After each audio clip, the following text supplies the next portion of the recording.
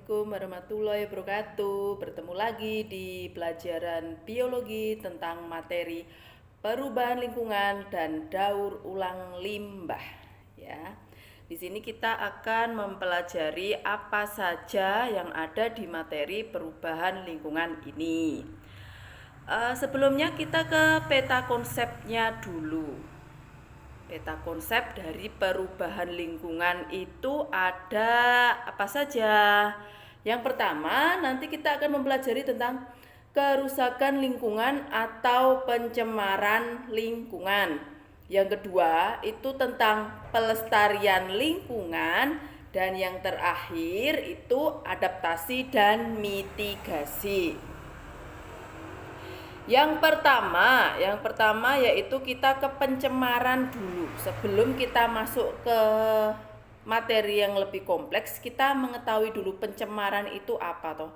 Pencemaran itu adalah masuknya atau dimasukkannya makhluk hidup, zat, energi, dan komponen lain baik ke dalam air, udara, tanah, maupun suara. Seperti itu. Terus di sini pencemaran juga bisa berarti berubahnya tatanan atau komposisi baik air, udara, tanah maupun suara oleh kegiatan manusia, dan bisa juga karena proses alam sehingga menyebabkan berkurangnya fungsi sesuai dengan peruntukannya. Seperti itu ya. Terus sekarang ke ini, pengendalian terhadap aktivitas untuk mempengaruhi ini berkurangnya pencemaran lingkungan. Dampak pencemaran lingkungan sendiri tentunya beragam ya. Yang pertama, kesehatan manusia, tidak hanya manusia ya, kesehatan makhluk hidup baik manusia, hewan maupun tumbuhan. Tumbuhan pun juga terganggu. Yang kedua, pertumbuhan flora dan fauna yang berada dalam jangkauan pencemaran. Ini juga mengganggu pertumbuhan flora dan fauna di sekitarnya. Sama ya, tumbuhan dan hewan tadi. Sekarang kita ke macam-macam pencemaran lingkungan. Ada yang sudah mempelajari, membaca pada ini tingkatan waktu SMP atau waktu SD dulu ya. Kita mempelajari macam-macam pencemaran lingkungan. Ada yang bisa menyebutkan? Silakan. Satu, kita mengingat ya. Yang pertama yaitu pencemaran udara. Yang kedua, pencemaran tanah. Yang ketiga, pencemaran air. Dan yang keempat, pencemaran suara. Pencemaran udara ini biasanya membuat kualitas udaranya menurun. Dapat disebabkan oleh polusi udara dari sisa limbah pabrik, sisa kendaraan atau pembuangan kendaraan bermotor, pembakaran hutan, pembakaran sampah di lingkungan rumah tangga pun juga dapat mencemari udara. Terus untuk pencemaran tanah ini juga sering kita temui ya. Limbah dari rumah tangga, pestisida pun juga dapat menyebabkan pencemaran tanah. Artinya apa? Kualitas tanah tersebut menurun. Yang ketiga itu pencemaran air. Pencemaran air ini juga di lingkup yang paling sederhana, yaitu dapat ditemui di daerah sekitar kita. Pembuangan atau limbah air cucian pakaian, limbah cucian alat-alat rumah tangga, dan lain-lain. Pencemaran suara ini dapat berasal dari suara atau sumber suara yang dapat mengganggu lingkungan sekitar. Misalnya suara dekat dengan bandara ya. Dekat dengan bandara itu pun juga terjadi pencemaran suara. Suara pesawat naik turun, terus pencemaran suara yang lain yaitu mesin pabrik pun juga itu merupakan contoh dari pencemaran suara. Selanjutnya sebentar ya, tunggu dulu. Pelestarian lingkungan. Apa itu pelestarian lingkungan? Yuk, ada yang sudah paham? Pelestarian lingkungan yaitu upaya untuk melindungi kemampuan lingkungan hidup terhadap tekanan perubahan dan dampak negatif yang ditimbulkan suatu kegiatan, serta menjaga kestabilan lingkungan untuk menjadi tempat hidup baik manusia, hewan, dan tumbuhan. Cara melestarikan lingkungan hidup. Cara sederhana yang dapat kita lakukan yaitu yang pertama, menanam pohon di sekitar tempat tinggal kita, di pemukiman kita. Terus yang kedua, membuat terasering atau sengkedan. Ini dibuat untuk menanggulangi adanya tanah longsor. 3. Menggunakan produk daur ulang. Bisa reuse, reduce, dan recycle ya. Terus melarang keras pembabatan hutan. Diketahui bahwa volume hutan di Indonesia itu sudah terjadi penurunan yang sangat banyak sekali ya, digunakan untuk aktivitas manusia dari perumahan, dapat digunakan untuk pabrik dan lain-lain. Nah, ini juga akan mengganggu kelestarian lingkungan hidup. Selanjutnya yaitu membuat hukum yang tegas, menjaga daerah-daerah resapan air agar tetap terjaga, membuat cagar alam, terus reklamasi pantai, dan yang terakhir dapat menerapkan tebang pilih dan tebang tanam, reboisasi ya. Selanjutnya kita ke adaptasi dan mitigasi. Adaptasi itu apa? Adaptasi merupakan upaya meningkatkan ketahanan terhadap dampak perubahan iklim. Contohnya apa? Yaitu meningkatkan kualitas infrastruktur dan meningkatkan kualitas pelayanan. Serta mitigasi itu yaitu sebuah usaha yang dilakukan untuk mencegah, menahan, dan memperlambat efek rumah kaca yang menjadi penyebab terjadinya pemanasan global. Itu. Selanjutnya kita ke limbah dan daur ulangnya. Peta konsepnya yang pertama yaitu jenis-jenis limbah. Jenis-jenis limbah itu apa saja? Proses daur ulangnya serta 3R. 3R tadi ya, reuse, reduce, dan recycle. Kita pelajari lebih dalam lagi. Jenis-jenis limbah. Berdasarkan karakteristiknya, limbah dapat digolongkan menjadi 4 macam. Yang pertama yaitu limbah cair.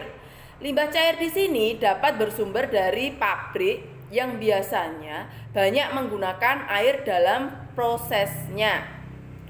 Limbah cair merupakan sisa dari suatu hasil atau kegiatan yang berwujud cair. Yang paling sederhana tadi yaitu sisa limbah air rumah tangga. Itu bisa cucian tadi ya, cucian pakaian, terus cucian piring, cucian alat-alat rumah tangga, itu nanti akan dapat menjadi limbah cair. Selanjutnya, limbah padat, yaitu limbah yang berasal dari kegiatan industri dan domestik.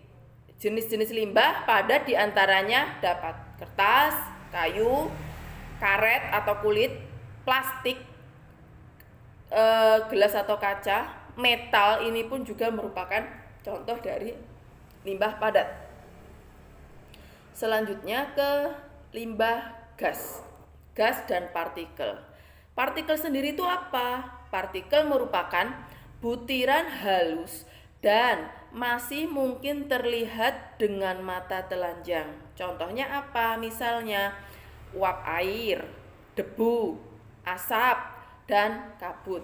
Sedangkan pencemaran berbentuk gas itu dapat dirasakan melalui penciuman.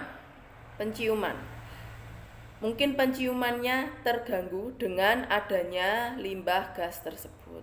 Udara adalah media pencemar untuk limbah gas yang diproduksi oleh pabrik. Biasanya bersifat merusak tubuh manusia. Yang keempat yaitu limbah B3, bahan berbahaya dan beracun. Yang termasuk limbah B3 ini antara lain adalah bahan baku yang berbahaya dan beracun yang tidak digunakan lagi karena rusak, seperti sisa kemasan, tumpahan, sisa proses maupun oli bekas. Bahan ini termasuk limbah B3 karena memiliki karakteristik mudah meledak, mudah terbakar, bersifat reaktif, beracun, menyebabkan infeksi, bersifat korosif, dan lain-lain. Lanjut kita ke proses daur ulang limbah. Yang pertama, prosesnya dimulai dari mengumpulkan. Setelah mengumpulkan itu kita memilah, menggunakan kembali, mengirim, serta melakukan daur ulang sendiri.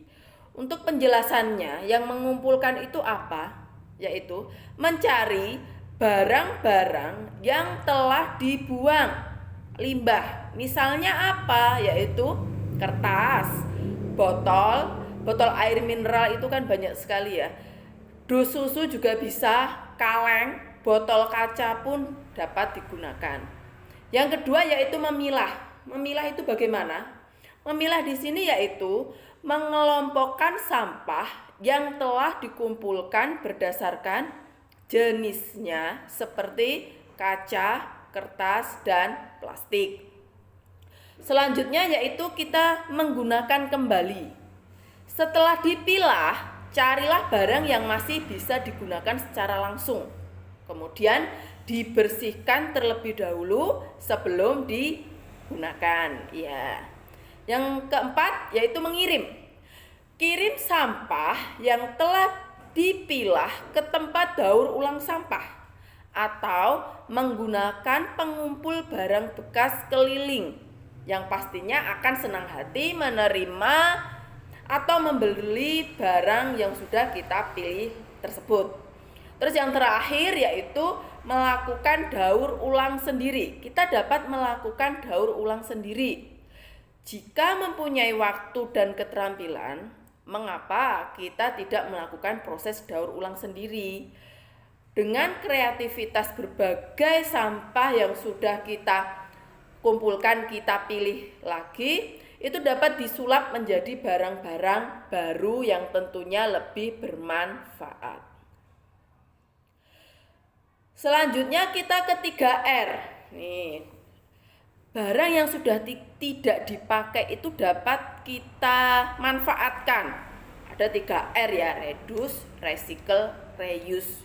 Reduce sendiri itu apa? Merupakan kegiatan untuk mengurangi sampah. Artinya apa? Membuang sampah yang terpakai. Reduce di sini itu kita dapat mengganti barang yang dapat menjadi limbah, kita dapat menguranginya. Misalnya membawa tempat makan sendiri dari rumah, membawa tempat minum sendiri dari rumah, ataupun ada acara hajatan menggunakan gelas yang dapat dicuci kembali. Recycle di sini apa? Yaitu kegiatan yang mengelola kembali, mendaur ulang sampah. Misalnya, kita mempunyai botol air mineral, kita recycle menjadi barang yang lebih bermanfaat. Tempat pensil dapat menjadi tutupnya itu dapat menjadi keranjang tempat pakaian, ataupun kaleng susu dapat kita manfaatkan menjadi pot bunga dan lain-lain. Terus yang terakhir yaitu reuse. Reuse di sini adalah kegiatan yang menggunakan kembali sampah yang dapat digunakan. Artinya apa? Langsung memanfaatkan kembali tanpa mengolahnya atau tanpa memodifikasi sampah tersebut. Lanjut kita ke penerapan dalam kegiatan sehari-hari. Kegiatan reduce ya. Kalau reduce di sini kegiatannya yang pertama, memilih barang-barang yang tidak terpakai. Yang kedua, membuang sampah-sampah yang tidak dapat digunakan kembali dan didaur ulang. Yang kedua, kegiatan reuse yaitu menggunakan kembali, misalnya kantong plastik yang kita dapat kita manfaatkan. Yang kedua, memanfaatkan kembali kertas bekas seperti kertas bekas ulangan yang masih ada sisanya. Yang ketiga atau C yaitu kegiatan recycle. Itu apa? Mengolah kertas menjadi karton. Mengolah kertas tadi kita olah di bubur dapat menjadi vas bunga dan lain-lain. Menggunakan sampah yang dapat dijadikan kompos, kita manfaatkan sebagai pupuk. Seperti itu ya, penerapan dalam sehari-hari. Terima kasih teman-teman, anak-anak yang sudah memperhatikan materi yang sudah Bu Umi share ya. Semoga bermanfaat. Terima kasih Bu Umi akhiri. Assalamualaikum warahmatullahi wabarakatuh. Dah.